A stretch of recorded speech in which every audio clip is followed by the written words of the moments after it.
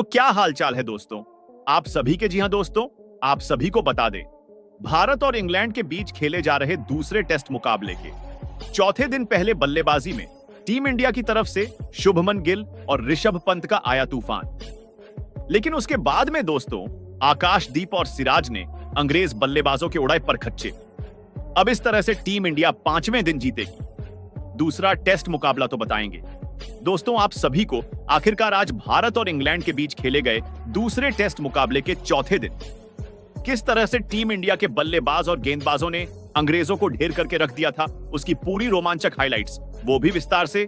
लेकिन दोस्तों वीडियो में आगे बढ़े उससे पहले यदि आप भी गिल की शानदार 161 रनों की पारी को देख करके खुश है तो इस वीडियो को दिल से एक लाइक जरूर से करें। इस वीडियो का लाइक टारगेट मात्र 500 लाइक है, तो लाइक करना बिल्कुल भी ना भूले। साथ ही में कमेंट करके जरूर से बताएं क्या गिल वाकई में अभी टीम इंडिया का टेस्ट का बेस्ट कप्तान बन चुका है या नहीं। तो आइए अब हम बिना ज्यादा समय गंवाए वीडियो की सीधी शुरुआत करते हैं। तो दोस्तों आज जब चौथे दिन खेल का आगाज हुआ तो टीम इंडिया के सभी क्रिकेट फैंस की वापस से एक बार नजरें थी लोकेश राहुल और करुण नायर के ऊपर की। कैसे ये टीम इंडिया को चौथे दिन एक बड़ी लीड तक लेकर के जाते हैं और अंग्रेजों को उनकी औकात दिखाते हैं। जी हां दोस्तों, आप सभी को बता दें, जब चौथे दिन का खेल शुरू हुआ तो टीम इंडिया ने एक विकेट के नुकसान पर 67 रन स्कोर बोर्ड पर खड़े कर लिए थे। साथ ही साथ दोस्तों टीम इंडिया की जो लीड थी वह 244 रनों तक पहुंच चुकी थी।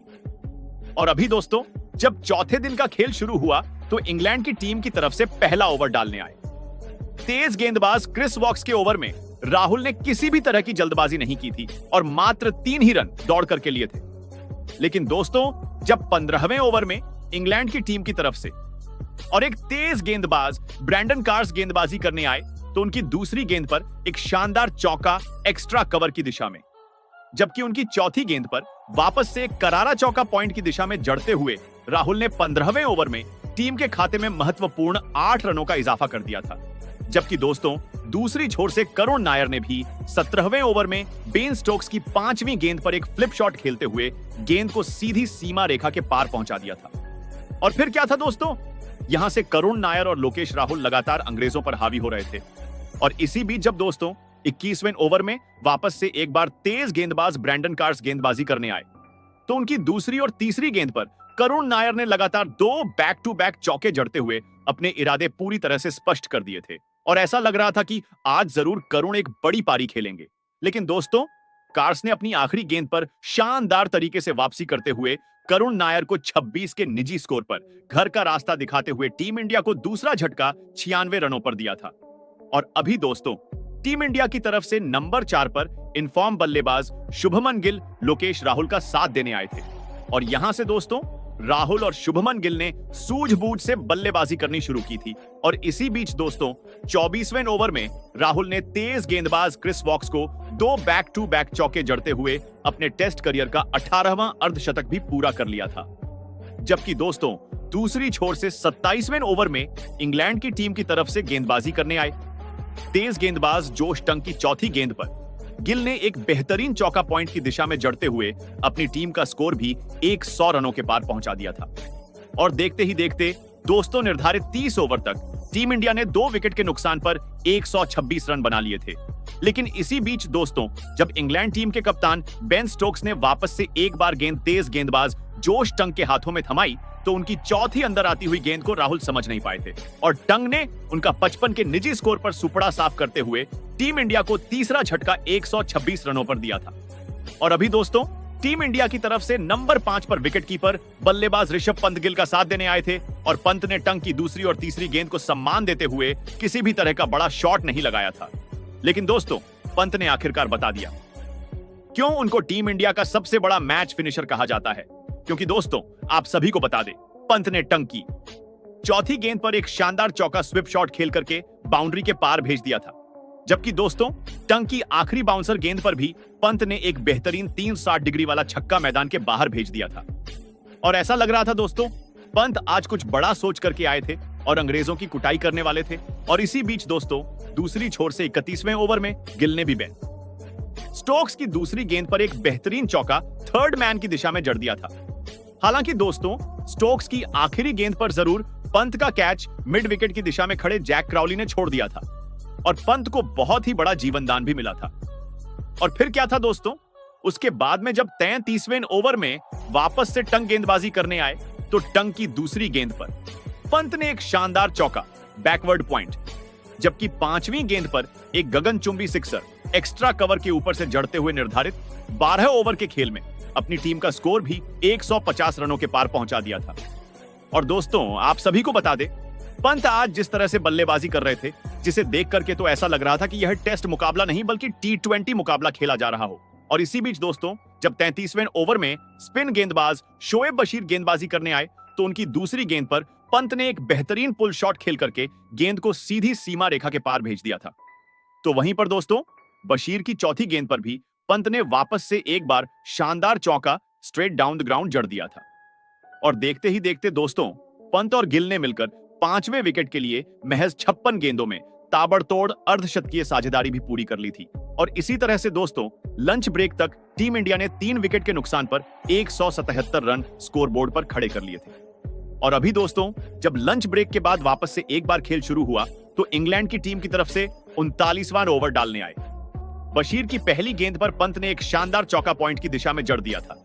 लेकिन दोस्तों, असली मजा तो सभी क्रिकेट फैंस को तब देखने को मिला जब 40वें ओवर में तेज गेंदबाज जोश टंग गेंदबाजी करने आए तो उनकी तीसरी ही गेंद पर शुभमन गिल ने भी अपना गियर बदलते हुए फाइन लेग की दिशा में एक गगनचुंबी सिक्सर, जबकि चौथी गेंद पर एक शानदार चौका एक्स्ट्रा कवर की दिशा में।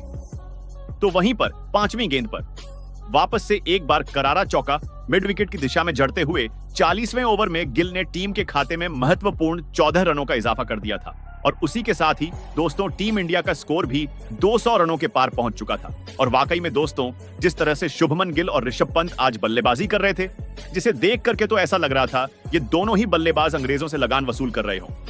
और इसी बीच दोस्तों, इंग्लैंड की टीम की तरफ से जब 42वां ओवर तेज गेंदबाज जोश टंग डालने आए तो उनकी दूसरी गेंद पर गिल ने एक गगनचुंबी सिक्सर मिड ऑन दिशा में। तो वहीं पर उनकी 5वीं गेंद पर 2 रन तेजी से लेकर के पूरे करते हुए अपने टेस्ट करियर का उन्होंने 8वां अर्धशतक भी पूरा कर लिया था। जबकि दोस्तों, दूसरी छोर से पंत ने भी कमाल की बल्लेबाजी करते हुए अपने टेस्ट करियर का 16वां अर्धशतक पूरा कर लिया था। और इसी बीच दोस्तों, 44वें ओवर की 5वीं गेंद पर पंत ने एक शानदार गगनचुंबी सिक्सर लॉन्ग ऑन की दिशा में जड़ते हुए अपनी टीम की जो लीड थी वह 400 रनों के पार पहुंचा दी थी। और दोस्तों, आप सभी को बता दें, दूसरी छोर से गिल ने भी 45वें ओवर में बशीर की अच्छी खासी धज्जियां उड़ाते हुए लगातार 2 बैक टू बैक चौके जड़ दिए थे। और आखिरकार दोस्तों, जब 48वें ओवर में वापस से एक बार बशीर गेंदबाजी करने आए तो उनकी पहली गेंद पर पंत ने स्विप शॉट खेल करके शानदार चौका जड़ दिया था। लेकिन दोस्तों, बशीर ने उनकी अगली गेंद पर गजब की वापसी करते हुए पंत को 65 के निजी स्कोर पर घर का रास्ता दिखा दिया था और टीम इंडिया को चौथा झटका 233 रनों पर लगा था। साथ ही में दोस्तों, गिल और पंत ने मिलकर के 5वें विकेट लिए शानदार शतकीय साझेदारी भी पूरी कर ली थी। और अभी दोस्तों, टीम इंडिया की तरफ से नंबर 6 पर ऑलराउंडर रविंद्र जडेजा गिल का साथ देने आए थे। लेकिन दोस्तों, उसके बाद में जो हुआ वह वाकई में क्रिकेट फैंस को चौंका देने वाला था, क्योंकि दोस्तों, जैसे ही पंत आउट हुए उसके बाद तो गिल ने अपना गियर बदलते हुए लगातार अंग्रेज गेंदबाजों की अच्छी खासी कुटाई करनी शुरू कर दी थी। और देखते ही देखते दोस्तों, गिल और रविंद्र जडेजा ने मिलकर के धुआंधार अंदाज में बल्लेबाजी करते हुए 6ठे विकेट लिए शानदार अर्धशतकीय साझेदारी भी पूरी कर ली थी। और देखते ही देखते दोस्तों, शुभमन गिल 97 रनों तक पहुंच चुके थे और टीम इंडिया की लीड भी 470 रनों तक पहुंच चुकी थी। और अब यह देखना काफी इंटरेस्टिंग था कि क्या गिल लगातार दूसरी पारी में भी शतकीय पारी खेलते हैं या नहीं। और फिर क्या था दोस्तों, शुभमन गिल ने कमाल की बल्लेबाजी करते हुए इंग्लैंड की टीम की तरफ से गेंदबाजी करने आए फिरकी गेंदबाज शोएब बशीर की दूसरी गेंद पर एक शानदार सिंगल लेते हुए अपना टेस्ट करियर का 8वां शतक भी पूरा कर लिया था। साथ ही साथ दोस्तों, आप सभी को बता दें, गिल ने इतिहास रचते हुए किसी एक टेस्ट मैच के दोनों ही पारियों के अंदर 269 और शानदार शतक बनाने की अनोखा रिकॉर्ड भी अपने नाम कर लिया था। और फिर क्या था दोस्तों, उसके बाद में तो रविंद्र जडेजा और शुभमन गिल ने कमाल की बल्लेबाजी करते हुए अंग्रेज गेंदबाजों की लगातार कुटाई करनी बरकरार रखी थी। और देखते ही देखते दोस्तों इसी बीच रविंद्र जडेजा ने भी ताबड़तोड़ अंदाज में बल्लेबाजी करनी शुरू कर दी थी। साथ ही में दोस्तों रविंद्र जडेजा ने भी कमाल करते हुए अपना टेस्ट करियर का 23वां अर्धशतक भी पूरा कर लिया था। जबकि दोस्तों दूसरी छोर से शुभमन गिल भी लगातार ताबड़तोड़ अंदाज में बल्लेबाजी कर रहे थे। और देखते ही देखते दोस्तों शुभमन गिल ने अपना 150 का आंकड़ा भी पार कर लिया था। और दोस्तों आप सभी को बता दें किसी टेस्ट मैच के एक पारी के अंदर 269 रन और दूसरी पारी के अंदर 150 से ज़्यादा रन बनाने का कारनामा करने वाले शुभमन गिल टीम इंडिया के दूसरे ऐसे खिलाड़ी बन चुके थे।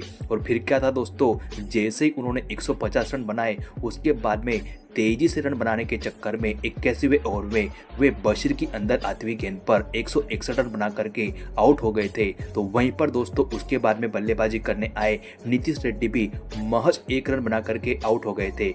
लेकिन दोस्तों आखिरी के ओवरों में रविंद्र जडेजा और वाशिंगटन सुंदर ने कमाल की बल्लेबाजी करते हुए निर्धारित 83 ओवर के खेल में अपनी टीम का स्कोर भी 427 रनों तक पहुंचा दिया था। साथ ही साथ दोस्तों टीम इंडिया ने इंग्लैंड की टीम को दूसरी पारी में जीत के लिए 608 रनों का विशाल लक्ष्य रखा था।